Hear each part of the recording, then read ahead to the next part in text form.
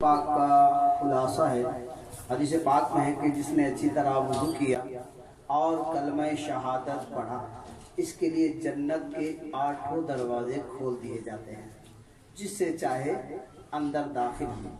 حدیث مبارک میں ہے جو وضو کے بعد 1 مرتبہ سورہ قدر پڑھے تو وہ صدیقین میں سے ہے، جو 2 مرتبہ پڑھے وہ شہداء میں شمار کیا جائے گا، اور جو 3 مرتبہ پڑھے گا تو اللہ عز و جل میدان محشر میں اسے اپنے انبیاء کے ساتھ رکھے گا۔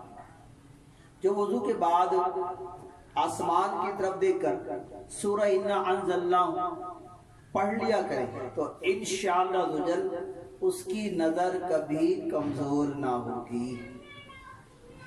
پیارے اسلامی بھائیو، وضو کے بے شمار فوائد ہیں، بے شمار برکتیں ہیں، جس طرح کہ آپ سماعت فرما رہے ہیں کہ اگر ہم چاہتے ہیں کہ ہماری نظر کمزور نہ ہو تو ہم جو وضو کے بعد آسمان کی طرف دیکھ کر سورہ انا انزلناہ پڑھ لیا کرے گا، اس کی نگاہ کبھی کمزور نہ ہوگی۔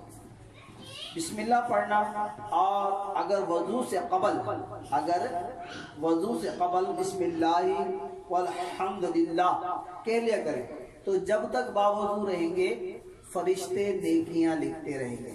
آپ کو ایک اور بات، آج وضو کے کچھ فرائض بھی یاد کر لیتے ہیں کہ وضو کے فرائض کتنے ہیں۔ وضو کے فرائض ہیں 4۔ کتنے فرائض ہیں؟ 4۔ نمبر 1 چہرہ دھونا، نمبر 2 کوہنیوں سمیت دونوں ہاتھ دھونا، نمبر 3 چوتھائی سر کا مسح کرنا، نمبر 4 ٹخنوں سمیت دونوں پاؤں دھونا۔